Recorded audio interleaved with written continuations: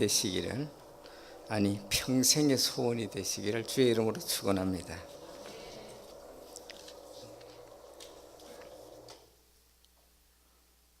예수님이 명절에 예루살렘으로 올라가셨습니다. 유대인들에게 있어서 절기를 지키는 것은 의무였습니다. 예루살렘으로부터 32km 이내에 있는 모든 성인 남자 유대인들은 법적으로 이 절기에 참석을 해야 됩니다. 유대인들에게 가장 큰 절기 셋이 있습니다. 유월절, 오순절, 장막절입니다. 오늘 본문에 나타난 절기는 어떤 절기인지 우리는 알 길이 없습니다. 예수님은 양문 곁에 있는 베데스다라고 하는 목가에 도착을 하셨습니다. 예루살렘 성벽에는 여러 문이 있습니다. 의문, 양문, 미문, 수문, 샘문, 골짜기문과 같은 여러 개의 성문이 있습니다. 그 중에 양문은 성전에 제물로 사용될 양이 이 문을 통하여 성 안으로 들어갔습니다. 그래서 양문이라고 하는 이름이 붙여지게 되었고, 예수님도 자신을 가리켜서 내가 양의 문이라고 말씀을 했습니다. 이는 하나님의 양인 성도들이 예수 그리스도를 통해서 천국에 들어가기 때문입니다. 이 양문 겉에는 못이 있었습니다. 이 못 이름을 오늘 성경은 베데스다라고 했습니다. 그 뜻은 자비의 집, 그런 뜻입니다. 이 연못은 사람들이 들어가 수영할 수 있을 만큼 깊은 곳이었습니다. 이 못 주위에 행각 5채가 지어져 있었고, 그 안에는 수많은 병자들이 물이 동하기를 기다리고 있었습니다. 그것은 이 물이 신비한 효험이 있다라고 하는 이야기가 있기 때문이었습니다. 이 물은 가끔 한 문씩 동하는데, 사람들 생각하기를 천사들이 내려와서 물을 휘젓는다라고 생각을 했습니다. 그곳에 38년 된 자리에 누워서 한 번도 일어나지 못한 병자가 있었습니다. 그도 병을 치료해 볼 욕심으로 그 행각에 왔지만은 물이 동할 때에 내려갈 수 없었고, 마침내 예수님은 그 병자를 만나 주셨고, 그는 치료에 놀라운 역사를 체험하게 되었습니다. 오늘 본문 내용은 바로 38년 된 병자가 예수님을 만나서 치료되는 기적의 현장을 우리에게 소개하고 있습니다. 어떻게 치료의 역사가 일어났느냐? 오늘 본문 6절이 말하기를 예수께서 그 누운 것을 보시고라고 했습니다. 예수께서 그 누운 것을 보셨다. 누가 보느냐 참 중요하죠. 예수께서 보셨다. 예수는 어떤 분인가? 요한복음 1장 1절에 말씀이 계셨는데, 하나님과 함께 계셨는데 이 말씀이 하나님이라고 했습니다. 14절에는 말씀이 육신이 되어 우리 가운데 도성인신하신 예수다라고 했습니다. 그런가 하면 마태복음 1장 21절에는 아들을 낳으리니 이름을 예수라 하라. 바로 이는 그가 자기 백성을 저희 죄에서 구원할 자다, 구원자라고 했고, 사도행전 4장 12절에는 천하 인간의 구원 얻을 만한 다른 이름을 우리에게 주신 일이 없다라고 하므로 유일의 구원자, 더 이상 세상에 그 어둠에도 없는 유일의 구원자라고 성경은 우리에게 밝혀주고 있습니다.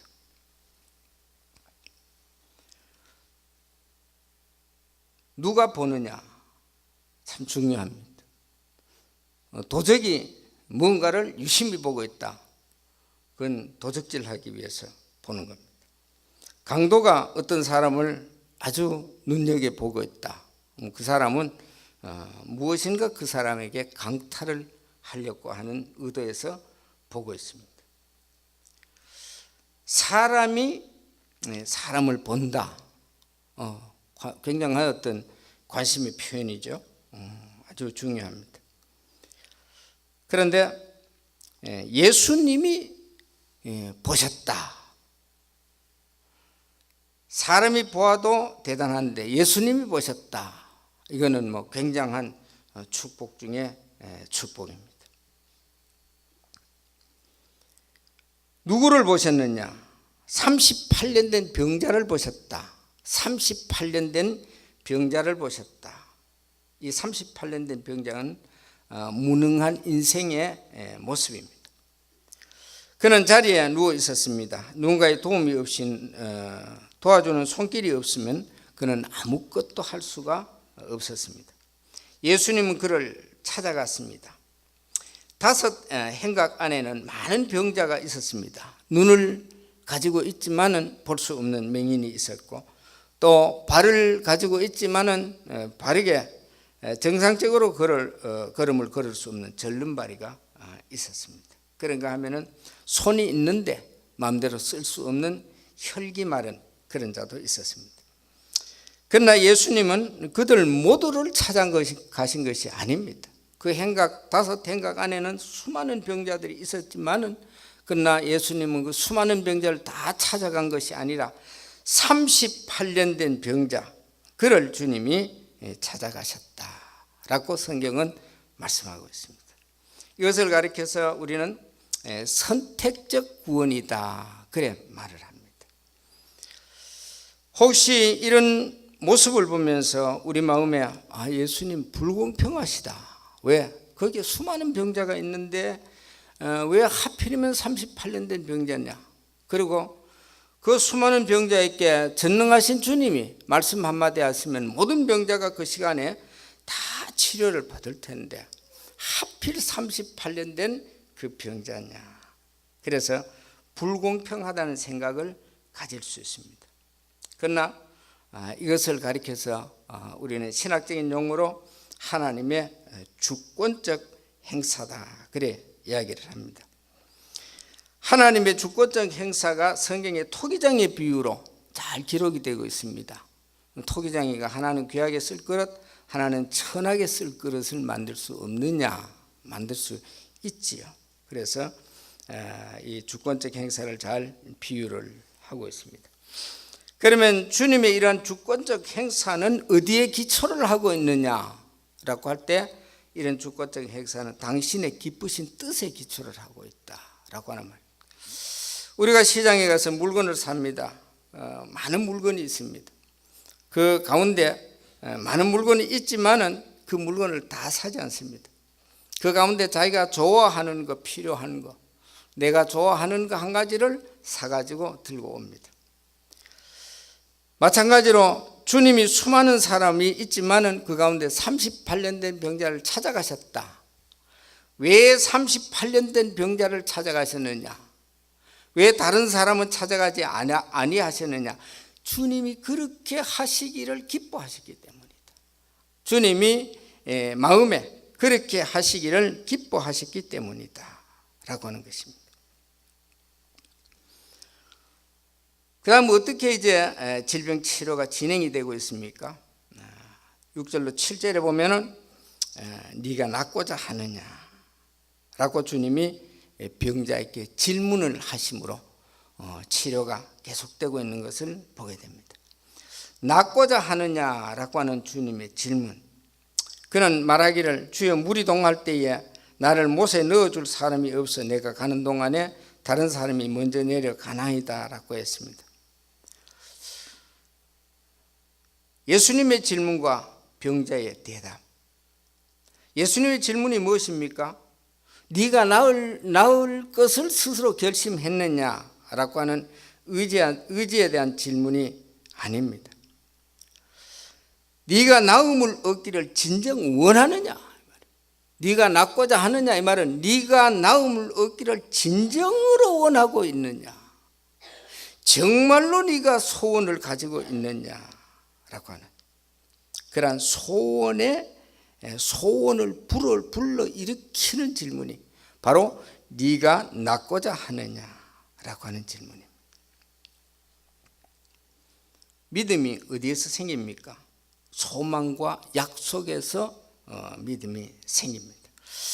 하나님께 대한 우리의 믿음을 갖기를 원하십니까? 그러면 우리가 하나님께 소원을 두면 됩니다. 하나님께 소망을 두고 소원을 두면은 하나님에 대한 믿음이 생깁니다. 사람이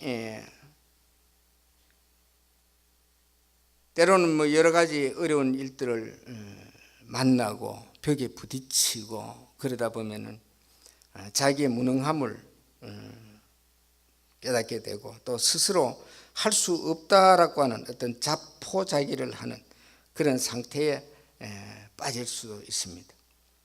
스스로 힘이 없다라고 우리가 낙심을 할 경우 그것은 하나님 앞에 어떤 문제가 발생을 하느냐라고 하면은 그 힘, 스스로 나는 힘이 없다라고 할 때 그 힘의 그 원천은 우리 자신이 아니라는 겁니다. 그 힘의 원천은 바로 하나님이다. 그래서 내가 스스로 나는 할 수 없다라고 낙심하고 절망하는 것은 곧 힘의 원천이 되신 하나님을 불신하는 그런 행위가 되는 것입니다. 그런가 하면은 때로는 죄 때문에 낙심하는 경우도 있습니다. 사람이 살다 보면 또 본의 아니게 죄 가운데 넘어질 때도 있습니다. 그런데 그럴 때에 우리가 낙심을 하게 되면 결국은 십자가에 피 흘리신 그리스도를 불신하는 행위가 됩니다. 우리 죄가 아무리 커도 우리가 죄가 아무리 커도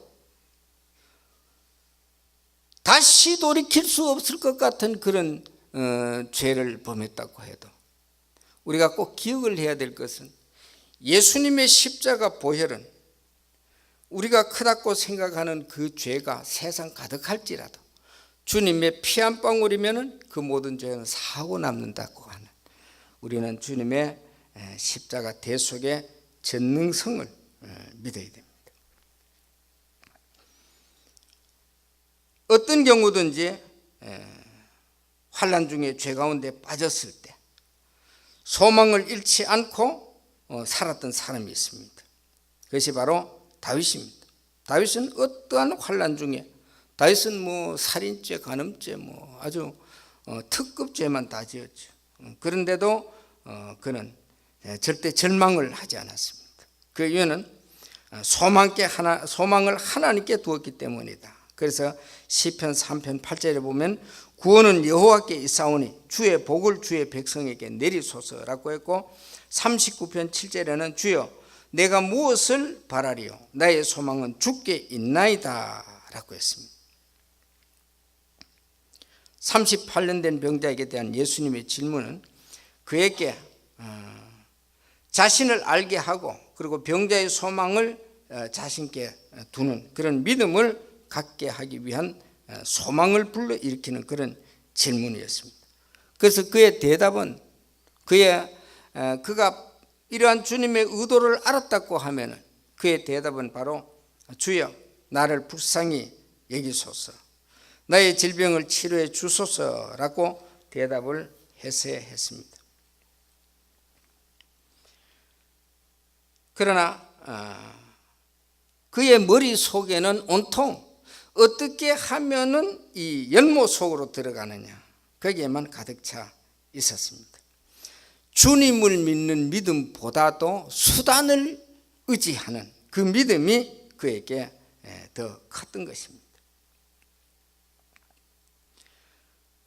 그래서 그의 눈은 예수님이 아니고 인간에게 고정되어 있었습니다. 도와줄 사람 어디 없는가?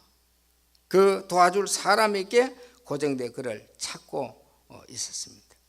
이것이 오늘 우리의 모습입니다. 우리는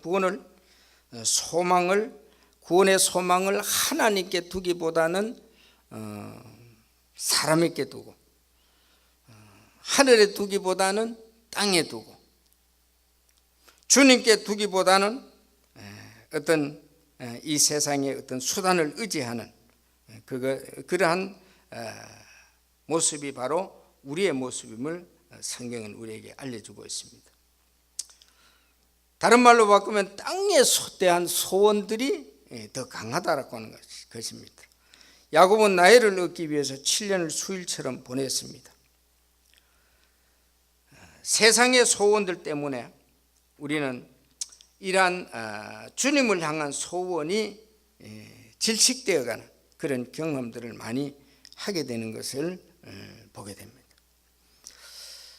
오늘 우리 모두는 주님이 하시는 말씀, 네가 낫고자 하느냐라고 하는 소원을 우리에게 물으실 때에 연못에다 소원을 두지 말고 예수님께 소원을 두는 이러한 축복이 이 밤 우리 모두의 축복이 되시기를 주의 이름으로 축원합니다.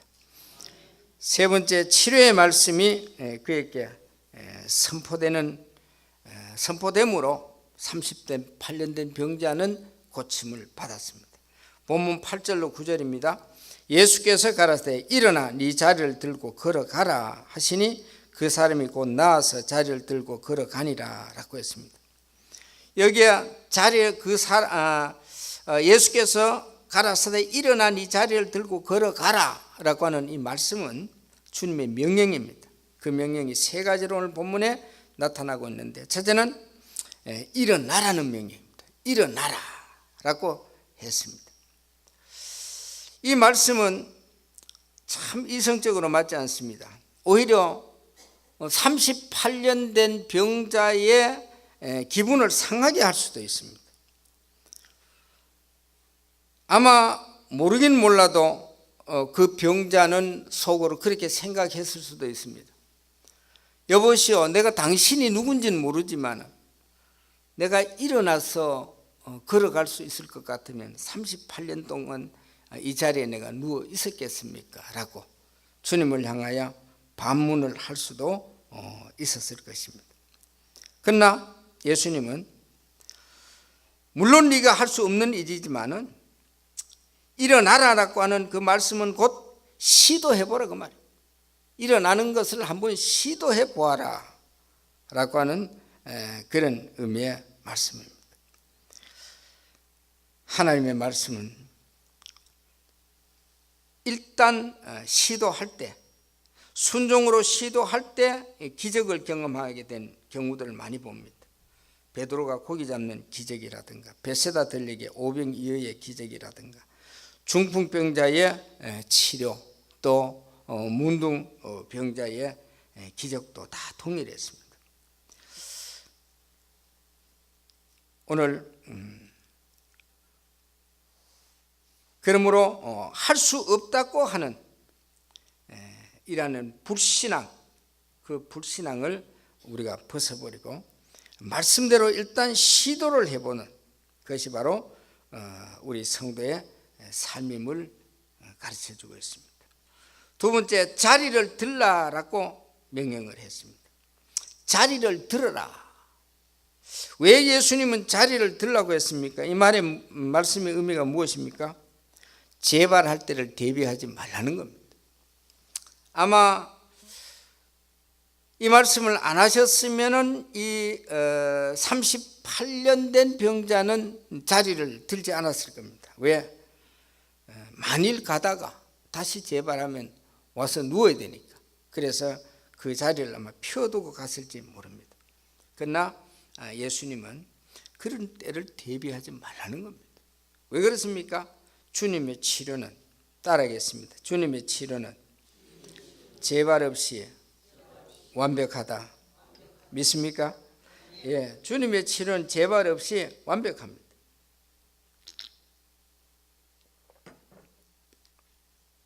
그렇기 때문에 누울 자리가 더 필요하지 아니하다. 예. 우리는 주님의 말씀을 어린아이처럼 그대로 믿어야 됩니다. 세 번째, 걸어가라라고 했습니다. 걸어가라. 이 말이 무슨 말입니까? 걸어가라. 이 말은 어떤 염려도 어떤 기대도 다 버리라는 겁니다. 누군가가 도와주어야 한다고 하는 기대도 버려야 되고 말씀만 믿고 그냥 나가라는 겁니다. 참 이 부분이 우리가 실행하기가 어려운 부분입니다. 평소에 믿습니다. 어떤 때는 성경을 읽다가 말씀을 듣다가 믿음이 막 충만해지죠. 그때는 뭐 주여 믿습니다 하면 막 그냥 뭐라도 할 것 같아요. 산을 들어 바다에 던지는 것도 가능할 것 같고. 그래, 믿음이 충천해집니다. 근데 이제 실제 그대로 행하려고 하면은 그 어렵습니다. 어떤 주일학교 어린아이가 교회 가서 기도회에 뭐 참석을 했습니다. 그래서 기도를 하는데 워낙 날이 가무니까 내일이 아니라 하나님 오늘이라도 비가 오도록 하나님 역사해 달라고 그래 간절히 기도했습니다. 그래 뭐 모든 목사님, 장로님, 뭐 권사님, 집사님, 온 성도들이 아멘했습니다. 그리고 이제 집으로 갔습니다. 그리고 오늘 저녁이라도 비가 오게 해달라고 기도를 하고 이제 다 집에 돌아갔는데, 그 저녁 예배 때 나왔는데 그 어린아이가 우산을 들고 나왔어요. 다른 사람들은 다 그냥 날이 맑으니까 그냥 나왔는데 주일학교 어린아이는 우산을 들고 나왔어요. 얘 어떻게 해서 그 우산을 들고 나왔느냐 그랬더니 그 어린아이가 아니 오늘 낮에 우리 기도할 때에 하나님 비 오게 해달라고 그렇게 기도했잖아요. 그럼 비 올 줄 알고 나는 우산 가지고 왔는데. 그래서 결국은 그 아이 말대로 그 밤에 예배를 마치고 돌아갈 때 짱대비가 쏟아졌습니다. 아무도 나서서 집으로 갈 수 없었는데 그때 어린아이는 유유히 우산을 펴고 집으로 돌아갔다는 그런 이야기가 있습니다. 실제 하나님의 말씀을 믿고 행할 때 그때 우리는 하나님의 기적을 보게 된다라고 하는 이러한 성경의 선포를 우리는 보게 됩니다. 말씀을 정리합니다. 38년 된 병자 어떻게 치료를 받았냐? 예수께서 그 누운 것을 보시고 그리고 그를 찾아오심으로 이루어졌다. 그 다음에 어떻게 이루어졌습니까? 그에게 소원을 물으심으로 이루어졌다. 네가 낫고자 하느냐라고 하는 그 소원을 물으심으로 이루어졌습니다. 마침내 주님의 말씀의 선포로 그 38년 된 병자는 치료의 기적을 경험했습니다. 네가 낫고자 하느냐라고 이 밤에 우리에게 말씀하십니다. 무슨 말입니까? 네 소원이 있느냐? 나를 향한 네 소원이 무엇이냐라고 하는 질문입니다. 소원을 묻는 질문입니다. 너 나에게 진정한 소원이 있느냐? 한번 개인 각자가 가슴에 한번 생각을 해보시기 바랍니다.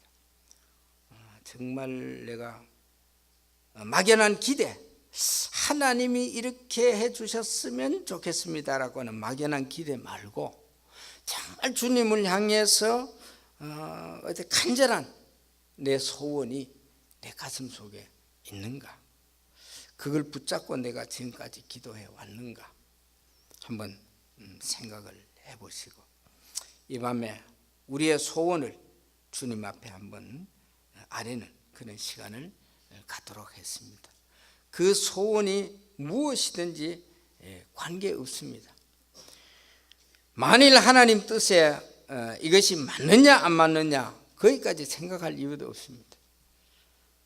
하나님이 우리는 소원을 하나님께 아뢰일 뿐이고 그 다음에 결정은 하나님이 하시는 겁니다. 일단 구하고